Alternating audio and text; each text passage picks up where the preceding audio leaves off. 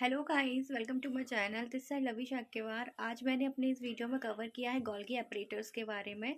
तो आप वीडियो को लास्ट तक देखिएगा and do like share and subscribe my channel. और बेल आइकन को भी प्रेस करना मत भूलिएगा ताकि मेरी वीडियो की लेटेस्ट अपडेट आपको मिलती रहे। तो टाइम ना वेस्ट करते हुए हम वीडियो स्टार्ट करते हैं।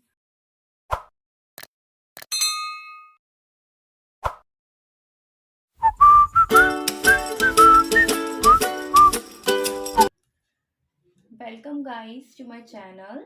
Today I am going to tell you about the new soil organelle which is Golgi apparatus. Okay, in my last video I have discussed about the mitochondria.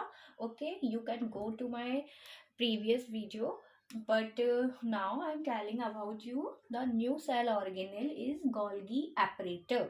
It is also present in a cell. ठीक है, so we have read about this in this video. Okay, so what is Golgi apparatus? Golgi apparatus is also named by a name Golgi complex, Golgi apparatus, or and we can say it as a Golgi body. So it is having a three names: Golgi apparatus, Golgi complex, or Golgi body. Okay, and the scientist who saw the Golgi in a cell first time was Camillo Golgi. ठीक है, इन 1897। ठीक है, Camillo Golgi ने ही Golgi को सबसे पहले Golgi एपरेटर्स इस type की चीज सेल के अंदर देखी थी। ठीक है, इन 1897 में इसी इनके नाम के ही ऊपर गोल्गी एपरेटर या गोल्गी कॉम्प्लेक्स का नाम दिया गया है। ठीक है, और क्या होता है, गोल्गी जो है सेल के अंदर गोल्गी एपरेटर्स किस तरीके से होते हैं। तो गोल्गी अपरेटस सेल के अंदर सिंगल मेम्ब्रेन बाउंड ऑर्गेनेल होता है। सिंगल मेम्ब्रेन बाउंड ऑर्गेनेल मतलब कि सिंगल मेम्ब्रेन होती है। जैसे मैंने आपको और ऑर्गेनेल्स बताए थे, जैसे कि न्यूक्लियस था तो वो डबल मेम्ब्रेन था, ऐसे दो लेयर्स होती है, मतलब दो मेम्ब्रेन होती है। फिर मैंने आपको माइटोकॉन्ड्रिया बताया था, उसके पास भी डबल मेम्ब्रेन होती है। ठीक है, ईआर बताया था, उसके पास भी डबल मेम्ब्रेन्स होती हैं। ठीक है, बट जो गोल्गी कॉम्प्लेक्स है उसके पास से सिंगल मेम्ब्रेन होती है, single membrane bound organelle. Bound organelle मतलब कि ये ना मतलब किसी ऑर्गेनेल के सेल के अंदर दूसरे ऑर्गेनेल के साथ बिल्कुल लिंक्ड रहता है, इसीलिए इसको बाउंड ऑर्गेनेल कहते हैं, सिंगल मेम्ब्रेन बाउंड ऑर्गेनेल्स। ठीक है, और क्या होता है, जो गोल्गी ऑपरेटर होता है इनके पास flat and membrane bound sac. मतलब कि आप ये देखिए, ये पूरा डायग्राम है, मैंने आपको दिखाया है। तो इतना जो पार्ट है जिसमें मैंने ब्लैक कलर किया है वही है सिर्फ गोल्गी एपरेटर, सिर्फ इतना सा पार्ट। ठीक है, ये जो है वो है गोल्गी एपरेटर, इसीलिए मैंने इतने से को आपको रेड बॉक्स के अंदर शो किया है गोल्गी एपरेटर। ये क्या है, गोल्गी एपरेटर मैंने इसीलिए इतना बड़ा यहाँ पे डायग्राम दिखाया है क्योंकि ये एक दूसरे से इंटरलिंक्ड होते हैं। ये न्यूक्लियस है सेल के अंदर सबसे बड़ा ऑर्गेनेल्स। ठीक है, तो न्यूक्लियस की जो ल्यूमिन होती है वहीं से कनेक्ट होता है ईआर, पूरा ईआर होता है इस तरीके से, फ्लैटेड सैक लाइक स्ट्रक्चर होता है, बट ये डबल मेम्ब्रेन होता है। आप इसको और इसको कंपैरिजन करोगे, ईआर को और गोल्गी एपरेटर्स को देखोगे तो आप सोचोगे कि दोनों एक जैसे स्ट्रक्चर्स देखने को मिलते हैं, बट नहीं, यहाँ डिफरेंस ये होता है, दोनों के पास फ्लैटेड सैक लाइक स्ट्रक्चर्स तो होते हैं बट ये डबल मेम्ब्रेन होता है, ये सिंगल मेम्ब्रेन होता है। ठीक है, और ये क्या है, ये यहाँ से जो मेम्ब्रेन है इसकी एक दूसरे से इंटर लिंक्ड है, कनेक्टेड है, इसकी सारी मेम्ब्रेन इस तरीके से होती है ना। अगर ये न्यूक्लियस है तो न्यूक्लियस से ये अगर एंडोप्लाज्मिक रेटिकुलम निकल रहा है तो एक दूसरे से इस तरीके से ये कनेक्टेड होती हैं, इस चीज से। ठीक है, इससे कनेक्टेड होती है। बट यहाँ पर जो इसमें जो होता है गोल्गी एपरेटर्स में क्या होता है, जो इनकी जो फ्लैटेड सैक, फ्लैटेडनेस मतलब मतलब चपटे से, मतलब फ्लैट टाइप के सैक्स बनाता है। ठीक है, तो एक ये हो गया। ठीक है, और एक और अगर इस तरीके से ये इस पे अरेंज हो गया इसके नीचे। ठीक है, और अगर इसके ऊपर अरेंज होना है इस तरीके से अरेंज हो गया। ठीक है, तो ये एक दूसरे के ऊपर flat and sex like structure पूरे होते हैं, सेक्स लाइक स्ट्रक्चर, तो एक दूसरे के ऊपर होते हैं, मतलब कि पैरेलल होते हैं, एक दूसरे के आमने सामने होते हैं, पैरेलल ही अरेंजमेंट होता है, इसीलिए ये ना इंटरलिंक्ड नहीं होते हैं। आप देखिए डायग्राम में कोई एक दूसरे से इंटरलिंक्ड है या कनेक्टेड है नहीं है, ठीक है, कोई भी कनेक्ट नहीं है, पर एक दूसरे के ऊपर एज अ स्टॉक अरेंज है, एक दूसरे के ऊपर, जैसे कि ये है एक, तो इसके ऊपर एक और अरेंज है, फिर इसके ऊपर एक और अरेंज है, इसके ऊपर एक और अरेंज, इस तरीके से अरेंजमेंट होता है इनका, ठीक है। तो इस तरीके से ये गोल्गी ऑपरेटर्स में होते हैं, ठीक है, ये एक सारे एक दूसरे से इंटरकनेक्टेड होते हैं। और गोल्गी जो ऑपरेटर्स होता है इनके पास मोस्टली 3 तरीके की चीजें होती हैं, वैक्यूल्स, वेसिकल्स और फ्लैटेंड सैक लाइक स्ट्रक्चर्स, ठीक है। तो वैक्यूल्स मतलब कि जैसे मैंने आपको अपने प्रीवियस वीडियो में बताया था, ऐसे कि एंडोप्लाज्म, जब न्यूक्लियस से एंडोप्लाज्मिक रेटिकुलम कनेक्टेड होता है तो यहाँ एट लास्ट में यहाँ पर लास्ट में जो उसकी आउटर मोस्ट वॉल होती है, मेम्ब्रेन होती है, वहां से क्या होता है, एक बर्ड टाइप का निकलती है, बडिंग होने लगती है, फिर वहां से बडिंग होने के बाद ये इस तरीके से वैक्यूल्स बन जाते हैं। ये क्या है, सारे वैक्यूल्स है, तो इसे वैक्यूल या प्राइमरी वेसिकल्स भी बोलते हैं, ठीक है। तो वैक्यूल्स होते हैं, तो इनका काम क्या होता है, जितना भी अगर न्यूक्लियस में अगर प्रोसेस चल रही है, न्यूक्लियस ने कुछ चीज बनाई है, तो वो एक तरीके का एंडोप्लाज्मिक रेटिकुलम में वो चीज एक तरीके का ट्रैक बनाता है एंडोप्लाज्मिक रेटिकुलम, ठीक है। तो वो पूरा यहाँ से स्टार्ट होके इसकी एंड तक लेके आएगा वैक्यूल्स को, ठीक है, और उसके अंदर पूरे प्रोसेस चलेगी, बहुत मतलब कि और प्रोसेसेस चलती है इसके अंदर, ठीक है। फिर ये वैक्यूल्स क्या होता है, फिर यहाँ पर आ जाता है हमारा गोल्गी कॉम्प्लेक्स, ये वैक्यूल फिर यहाँ पर गोल्गी कॉम्प्लेक्स के पास आता है। फिर ये गोल्गी कॉम्प्लेक्स क्या करता है, ये वैक्यूल्स को अपने अंदर मॉडिफाई करता है, मतलब कि कोई जैसे भी कुछ भी चीज बननी है सेल के अंदर, तो उसके अंदर पूरा ये मॉडिफाई होगा, और फिर यहाँ पर भी सेम होगी, यहाँ पर इस तरीके से बर्डिंग निकल रही है, यहाँ देखो ये बर्ड निकल रही है, यहाँ से भी इस तरीके से ये वैक्यूल्स बाहर आ जाएंगे, यहाँ प्राइमरी वैक्यूल या वेसिकल्स बुलाया जाएगा, और यहाँ सेकेंडरी वैक्यूल्स बुलाया जाएगा, ठीक है। तो इस तरीके से ये पूरा प्रोसेस होती है इसके अंदर, ठीक है, इसीलिए ये इंटरलिंक्ड होते हैं एक दूसरे से, ठीक है। और ये यहाँ पर आके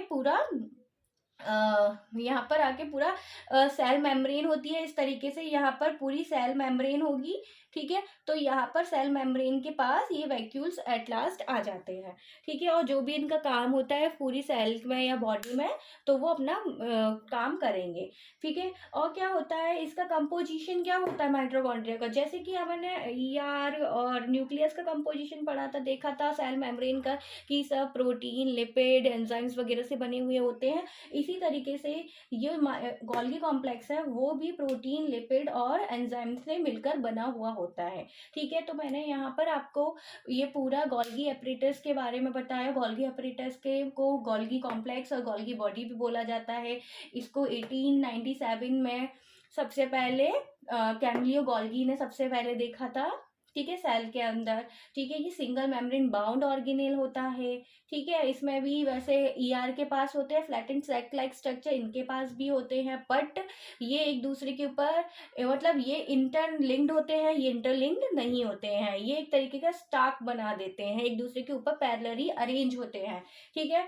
और इसी को अपन क्या कहते हैं, सिस्टर ने भी बोलते हैं, जैसे कि अपन ईआर में भी इनको जो फ्लैटेड सेक लाइक स्ट्रक्चर्स थे, जो फोल्ड्स बनाते हैं, जो क्या बना रहे थे, फोल्ड्स बना रहे हैं, उन्हें अपन क्या बोलते हैं, सिस्टर ने बोलते हैं। इसी तरीके से यहाँ पर भी इस ये ना फोल्ड्स बनाते हैं, उसे अपन कहते हैं सिस्टर ने, ठीक है। ये पूरा मैंने आपको यहाँ डायग्राम शो किया है एंडोप्लाज्मिक गोल्गी एपरेटर का, सिर्फ इतना डायग्राम है, ये है ईआर का डायग्राम और ये है न्यूक्लियस का, ठीक है। ये पूरा डायग्राम सिखाया है, मैं अब आपको बताती हूँ आगे पूरा इसका स्ट्रक्चर ऑफ गोल्गी एपरेटर। अब मैं आपको यहाँ पर बता रही हूँ स्ट्रक्चर ऑफ गोल्गी एपरेटर, कि गोल्गी एपरेटर का सेल में किस तरीके का स्ट्रक्चर होता है, ओके। सो मोस्टली जो गोल्गी एपरेटर होता है ना, वो सेल में कैसा होता है, फ्लैटेंड स्टॉक लाइक स्ट्रक्चर होता है, मतलब कि मैं अभी आपको आगे भी बताई थी, ये इस तरीके से flattened sac like structures form करता है। एक ये हो गया, तो दूसरा इसके ऊपर हो गया, फिर तीसरा इसके और ऊपर हो गया। तो इस तरीके से ये ना पूरा फ्लैटेंड सैक लाइक स्ट्रक्चर और एक दूसरे के ऊपर एज अ स्टॉक अरेंज होते हैं। इसी तरीके का स्ट्रक्चर हमें, अगर हम माइक्रोस्कोप में किसी सेल को ऑब्जर्व करेंगे और उसके अंदर गोल्गी अपरेटर का स्ट्रक्चर देखेंगे तो हमें इस तरीके से ही दिखेगा। वो एक तरीके का मतलब फ्लैटेंड सैक लाइक स्ट्रक्चर्स दिखेंगे जो एक दूसरे के ऊपर पैरेलली अरेंज्ड हैं। ठीक है। और क्या होता है, जो गोल्गी अपरेटर होता है ना, एनिमल सेल में और प्लांट सेल में एक जैसा होता है, बट प्लांट सेल में ये फ्रीली डिस्ट्रीब्यूटेड होता है। जैसे कि हमारी, मैं एनिमल सेल का अगर बताया, अगर कोई सेल है यहाँ पर, जैसे मैंने बनाया ये सेल, ठीक है। तो ये ना, जैसे कि यहाँ पर अब डायग्राम देखो, एनिमल सेल में तो ये इस तरीके से एक मतलब एंडोप्लाज्मिक रेटिकुलम से अरेंज होके यहाँ इस तरीके से मतलब है, एक दूसरे से इंटरकनेक्टेड है। लेकिन ये क्या होगा, प्लांट सेल में फ्रीली एक इधर उधर इधर उधर इस तरीके से फ्रीली डिस्ट्रीब्यूटेड होता है, क्या, गोल्गी अपरेटर। ठीक है। और उसको हम क्या बोलते हैं, उसको बोलते हैं हम डिक्टायोजोम्स। ठीक है। अगर जो गोल्गी अपरेटर प्लांट सेल में फ्रीली डिस्ट्रीब्यूटेड होता है उसको क्या बोलते हैं हम, डिक्टायोजोम्स। ठीक है। और क्या होता है, जो गोल्गी अपरेटर होता है वो अपीयर होता है, अगर हम उसे देखेंगे तो वो किस तरीके से दिखता है, उसके पास 3 टाइप्स की चीजें होती हैं जो इंटरकनेक्टेड होती है एक दूसरे से। पहला होता है टिब्यूल्स, ये ट्यूब्स लाइक स्ट्रक्चर दिख रहे हैं, टिब्यूल्स। वेसिकल्स ये दिख रहे हैं, ये सारे मैंने आपको ये दिखाए हैं, वो वेसिकल्स है। क्या होता है, वेसिकल इस तरीके से आपको दिखेंगे, इस तरीके से दिख रहे होंगे स्ट्रक्चर में, सर्कुलर इन शेप। तो वेसिकल होते हैं ये। वेसिकल्स का काम क्या होता है, जितना भी अगर ये मतलब एक स्टोर करके लेकर आते हैं कुछ भी चीज, जैसे कि न्यूक्लियस ने कुछ भी चीज बनाई है तो स्टोर करके लेके आ रहे हैं, एक तरीके का ये वेसिकल है। और फिर एंडोप्लाज्मिक रेटिकुलम के अंदर पूरा वो मॉडिफाई होके फिर यहाँ से वेसिकल एंडोप्लाज्मिक रेटिकुलम से बडिंग होकर निकल आएगा, जैसे कि ये निकल आया। फिर यहाँ से क्या होगा, फिर इसको यहाँ पर एक और ट्रैक मिलेगा जो गोल्गी अपरेटर है। तो गोल्गी अपरेटर के अंदर ये वेसिकल वो स्टोर प्रोडक्ट लेकर आ रहा है, फिर इसके अंदर आ जाएगा, गोल्गी अपरेटर में पूरा मॉडिफाई होगा, फिर यहाँ से फिर बर्डिंग होके सेम यहाँ से भी बाहर निकल आएगा। ठीक है। फिर वो जो वेसिकल है, जैसे कि ये वाला वेसिकल है, अपना स्टोर्ड प्रोडक्ट लेकर आ रहा है जो भी, और फिर उसके बाद उसका जो भी फंक्शन होगा बॉडी में या सेल में वो अपना परफॉर्म करेगा। ठीक है। तो ये मैंने आपको स्ट्रक्चर के बारे में, थोड़ा सा गोल्गी अपरेटर के बारे में बताया। अब मैं आपको इसके ये सारे जो है टिब्यूल्स, वेसिकल्स और सिस्टर्नीज को डिटेल में बताती हूँ। अब मैं आपको बता रही हूँ सिस्टर्नी के बारे में। ओके। जो गोल्गी अपरेटर का स्ट्रक्चर है वो 3 मेन चीजों से बना हुआ होता है, सिस्टर्नी, टिब्यूल, वेसिकल्स। ठीक है। तो हम इसमें से सिस्टर्नी के बारे में पढ़ते हैं। जो सिस्टर्नी क्या होती है, जो भी सिस्टर्नी जो फ्लैटेंड जो फोल्ड्स बना रही है, जो सारी फोल्ड्स बना रही है वो कहलाती है सिस्टर्नी। गोल्गी अपरेटर्स में जो इस तरीके से ये फोल्ड दिख रहे हैं आपको, फोल्ड बना रहे हैं, उसको बोलते हैं सिस्टर्नी। तो सिस्टर्नी का डायामीटर कितना होता है, तो सिस्टर्नी का डायामीटर होता है 1 माइक्रोमीटर तक। ठीक है। 1 माइक्रोमीटर तक इसका डायामीटर होता है। मतलब अगर मैं यहाँ एक डायग्राम बनाऊं तो जैसे कि ये सिस्टर्नी है, तो इसका यहाँ से लेके यहाँ तक का डायामीटर जो होगा वो होगा 1 माइक्रोमीटर तक। ओके। 1 माइक्रोमीटर तक। ठीक है। और क्या होता है, ये सबसे इसकी सिंपलेस्ट यूनिट और गोल्गी अपरेटर होती है। और ये किस तरीके से दिखाई देता है, ये हमें एक प्लेट की तरह दिखाई दे रहा है ना, सिंपल प्लेट की तरह दिखता है, फ्लैटेंड प्लेट है जैसे। और एक दूसरे के ऊपर अरेंज होते हैं ना, स्टॉक में एक दूसरे के ऊपर, जैसे प्लेट अरेंज होती है ना एक दूसरे के ऊपर, प्लेट अगर अपन एक साथ रख देते हैं तो एक दूसरे के ऊपर अरेंज होती है। ठीक है।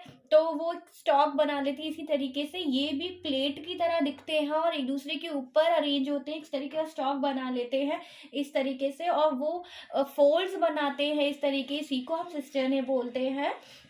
ठीक है। और क्या होता है, जो सिस्टर ने अगर स्टॉक्स बना रही है, जैसे एक सिस्टर ने ये है, इसी के नीचे एक और ये इस तरीके से मैंने अरेंज कर दिया, और एक और इसके नीचे इस तरीके से इस मतलब स्टॉक बन रहा है ये, 1 2 3 ऐसे ही 7 8 उसका सिस्टर ने इसका स्टॉक बना हुआ होता है गोल्गी कॉम्प्लेक्स में। ठीक है। तो ये इन दोनों के बीच की स्पेस जो होती है, ये एक हो गया, ये सेकंड हो गया। तो इन दोनों के बीच की जो ये स्पेस है, वो उसका स्पेस कितनी होती है, तो वो मोस्टली 20 से 30 नैनोमीटर तक होती है। ठीक है। डायमीटर पूछा जाए तो डायमीटर जो होता है वो 1 माइक्रोमीटर तक होता है। और हर सिस्टर्ने के बीच की स्पेस कितनी होती है, वो होती है 20 से 30 नैनोमीटर तक। ठीक है। और क्या होता है, डिक्टोसोम्स जो एनिमल सेल और प्लांट सेल में सिस्टर्नेज होती है, जो अरेंजमेंट होता है इन सिस्टर्नेज का गोल्गी एपरेटर्स में, उसको बोला जाता है डेक्टोसोम्स बोला जाता है। और एनिमल सेल्स में ये डेक्टोसोम्स मतलब कि तरीके से स्टॉक्स हुआ। डेक्टोसोम्स होता क्या है, डेक्टोसोम्स मतलब कि ये इस तरीके से पूरा अरेंजमेंट, जैसे कि ये हो गया एक फ्लैटेड सेट लाइक स्ट्रक्चर हो गया सिस्टर्ने का, एक ये हो गया, फिर एक ये हो गया, फिर इसके नीचे इस तरीके से और हो गया। तो इस तरीके से ये अरेंजमेंट है। इसी तरीके से ये एनिमल सेल में ये सिस्टर्नेज के अरेंजमेंट को ये फ्लैटेड सैक लाइक अरेंजमेंट जो हो रहा है, 5 से 6 जो सिस्टर्नेज अरेंज हो गई हैं, इसी को बोला जाता है डिक्टोसोम्स, इसको बोला जाता है डिक्टोसोम्स। बट एनिमल सेल में कितने होंगे ये सिस्टर्ने, वो 5 से 6 ही होंगे। लेकिन जब अगर प्लांट सेल की बात हो रही है गोल्गी एपरेटर में, तो ये सिस्टर्नेस का अरेंजमेंट जो होगा वो होगा 20 या 20 से ज्यादा। ये इस तरीके से सिस्टर्ने अरेंज है, वो 20 या 20 से ज्यादा हो सकती है, और इसी को बोला जाता है डिक्टोसोम। ठीक है। और क्या होता है कि जो गोल्गी ऑपरेटर्स होते हैं, गोल्गी ऑपरेटर्स में जो सिस्टर्नेज जो बन रहे हैं, जैसे कि ये सिस्टर्नेज है, फोल्डिंग जो बन रही है, मतलब जो गोल्गी ऑपरेटर्स में, तो इनके पास 2 फेजेस होते हैं। एक होता है सिस फेज, दूसरा होता है ट्रांस फेस। तो जो सिस फेस होता है वो फेस क्या होता है, जैसे कि ये फेस सिस फेस है, तो सिस फेस जो होता है वो हमेशा उसका फेस किस साइड होगा, उसका फेस हमेशा होगा न्यूक्लियस के साइड, या हम बोल सकते हैं एंडोप्लाज्मिक रेटिकुलम के साइड। ठीक है। तो इस सिस फेस हमेशा किस साइड फेस होगा उसका, वो होगा एंडोप्लाज्मिक रेटिकुलम के साइड। और वही जहां बात की जाए ट्रांस फेस की, तो ट्रांस फेस कहाँ किस साइड फेस किया होगा, जो ट्रांस फेस होगा वो ये वाला फेस है। तो ट्रांस फेस किस साइड फेस किया, उसका फेस किस साइड है, वह यहाँ पर होती है सेल मेम्ब्रेन, तो उसका होता है फेस सेल मेम्ब्रेन के साइड। ठीक है। तो सिस फेस होता है हमेशा एंडोप्लाज्मिक रेटिकुलम या न्यूक्लियस के साइड।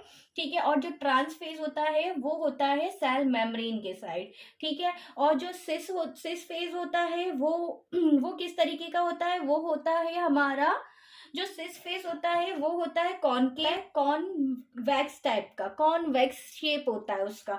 और वही जहाँ ट्रांस फेस होता है वो कॉनकेव शेप का होता है। ठीक है। तो ये कॉनकेव शेप का होगा जो ट्रांस फेस है, जो हमारा सेल मेम्ब्रेन की साइड है। और ये इसका स्ट्रक्चर कैसा होगा, इसका होगा कॉन्वेक्स शेप का। ठीक है। जो हमारा नाउ नेक्स्ट, अब मैं आपको बताने वाली हूँ वेसिकल्स के बारे में। ओके। जो गोल्गी ऑपरेटर में वेसिकल्स होते हैं, वेसिकल्स मोस्टली क्या होते हैं, जो इस तरीके से सर्कुलर आपको जितने भी स्ट्रक्चर्स दिख रहे हैं, जो एंडोप्लाज्मिक रेटिकुलम की मार्जिन से जो भी स्टोरेज प्रोडक्ट लेकर आते हैं, इनके अंदर क्या होता है, जो मतलब स्टोरेज प्रोडक्ट होता है कि ना, जो भी न्यूक्लियस में जो बन रहे हैं सेल्स के अंदर जो भी एक्टिविटी चल रही है, तो वेसिकल्स क्या करते हैं, वेसिकल्स का काम होता है उनको जो भी प्रोडक्ट है उसको इसके अंदर स्टोर करके लेकर आना वेसिकल्स को। तो वेसिकल मोस्टली क्या होते हैं, वो 3 टाइप के होते हैं, ठीक है।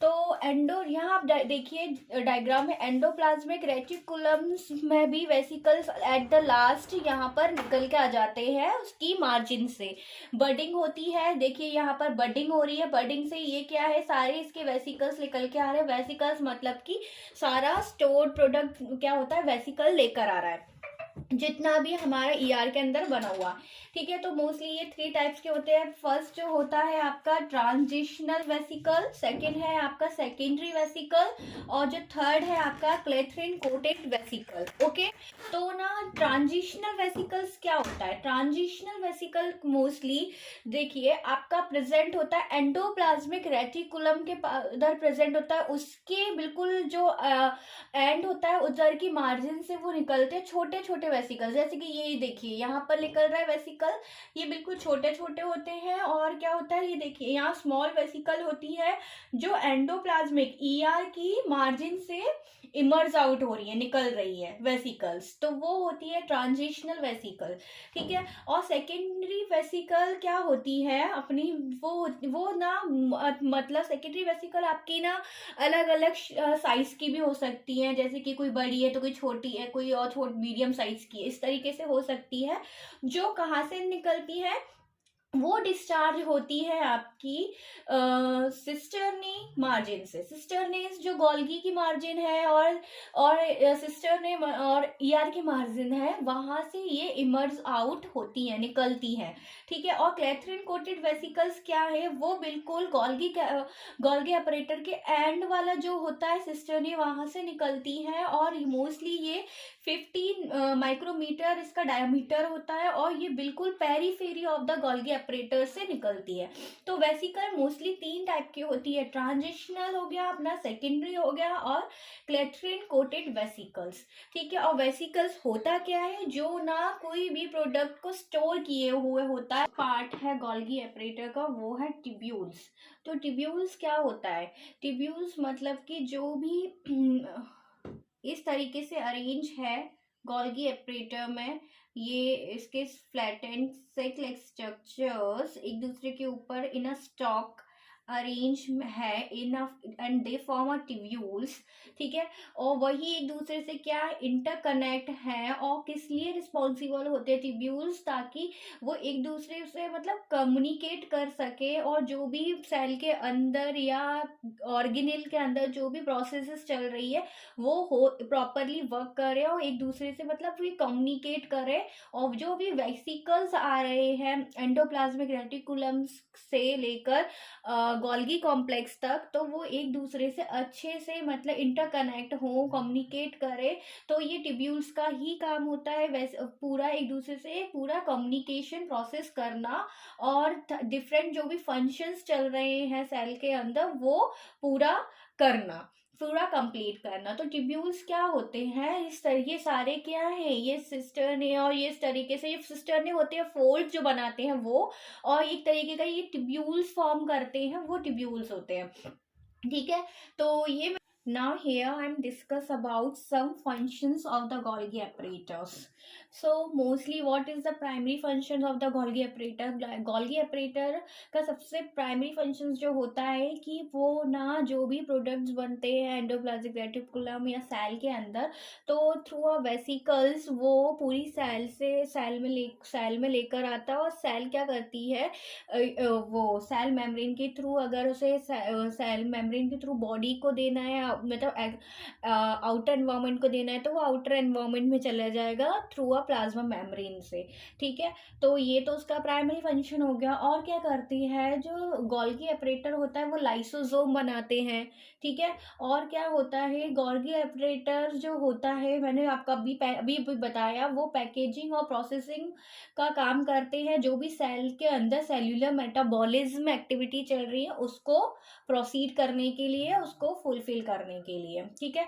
और क्या होता है, ये जो एंडोप्लाज्मिक रेटिकुलम से प्रोटीन रिसीव करते, तो मैंने बताया एंडोप्लाज्मिक रेटिकुलम के ऊपर क्या होते हैं, राइबोसोम प्रेजेंट होते हैं, राइबोसोम प्रोटीन बनाते हैं, ठीक है। और वो जो एंडोप्लाज्मिक रेटिकुलम से बिल्कुल एंड से क्या होता है, इस तरीके से एंडोप्लाज्मिक रेटिकुलम से इस तरीके से एंड से बडिंग होती है वेसिकल की। तो इधर अगर कोई भी प्रोडक्ट है जैसे कि प्रोटीन है, तो ये इधर से बडिंग हो रही है एंडोप्लाज्मिक रेटिकुलम से, तो इस तरीके से यहाँ पर ये प्रोटीन सिंथेसाइज कर रहा है।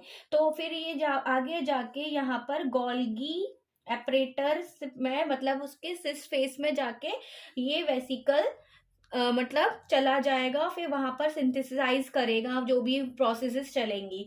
तो क्या है, गोल्गी एपरेटर क्या है, एंडोप्लाज्मिक रेटिकुलम से प्रोटीन रिसीव करता है, ठीक है। और क्या होता है, इसके मेन फंक्शन मैंने बताया कि ये लिपिड की भी सिंथेसिस करता है, ठीक है।